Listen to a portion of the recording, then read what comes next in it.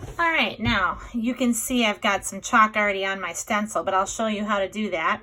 After you're done cutting out your stencil, you're going to want to take a colorful chalk, and you're not going to draw directly on the black paper. You're going to draw directly onto the stencil. And we don't have to be very careful here. We just need to add color to the edges and the tops of our buildings. We will be rubbing that chalk onto the black paper. It's important to get lots of chalk on there, so then your colors will be more vibrant. About every building or two, you'll want to switch colors and just lay that chalk down nice and thick. So if you can press on it hard, if you see little crumbs starting to come off, that's a good sign. Lots of chalk on there. All right. Okay, and in the first place, you're going to put your stencil, when you're done chalking it up, is at the bottom of your black paper. So you put your black paper horizontally in front of you, and then you're going to line your buildings up at the bottom. You can go straight across and take your finger, one finger, don't get them all messy, and rub it across the buildings up and down. So starting at the bottom, rubbing it up. And letting that chalk really soar into the black sky. Now if you rub back and forth, your buildings will start to get bent, and that'll make it more difficult. So just go from the bottom up and hold that paper in place. All right, then you remove it and you can see it looks like shining lights. Now, after that, you're gonna need to kind of move where your buildings are so it doesn't look like an exact copy. You might also need to re-chalk a little bit. So I'm gonna add some more chalk to this side of my stencil. There we go. And I'm going to just do part of it because I'm going to shift this over now and do these buildings over here behind those. So the way I put them behind is you just go up, shift it over, and then rub onto the black paper.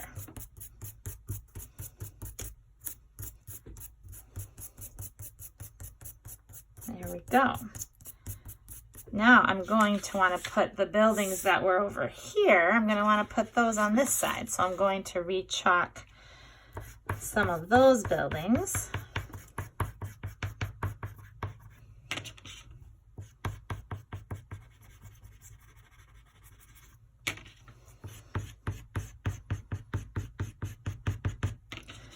All right. And then again, I'm going to place it above the previous buildings and rub those on.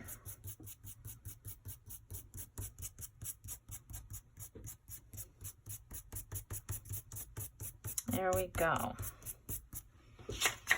All right, then you're going to look for any places you need to kind of fill in. So I see a big black space there. I might just want to take one of my buildings, maybe this yellow one right here, and I'm just going to rub that again here to fill in that space a little bit.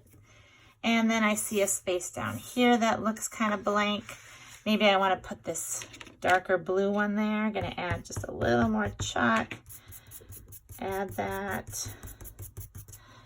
Let's see, any other spaces that need to be filled in? I don't know, I think I like it the way it is. All right, then the next step is that you probably had some extra paper from when you cut out your stencil. So now I would say just cut a moon shape, like a crescent moon. And it can be skinnier or it can be wider, your choice. Just cutting out a crescent shape. And then I'm going to put white chalk on that. This, again, is a stencil, which is not going to go directly onto my paper, but I want to put some white chalk on there so then I can place it in one of my emptier spots. I see an empty spot up here. I think I'll lean it kind of this way. And then I'll take that white chalk and rub it in every direction to make the moon shine right there. All right, and then the last thing is that we're going to take a white piece of chalk and we're going to add some windows, which basically just means some small white dashes or little dots, kind of rectangular dots.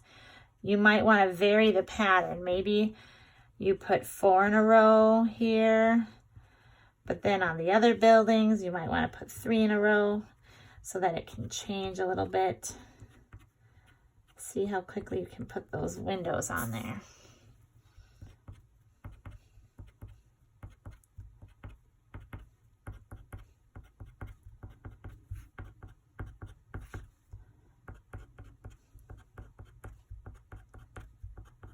There, these skyscrapers are lit up even at night.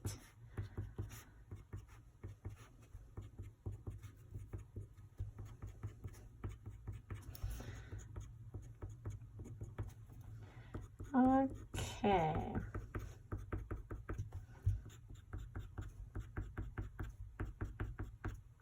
Quickly adding the windows.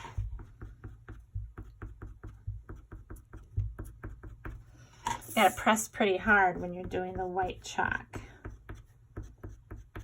All right. I think that looks like the end. Don't forget your name on the back.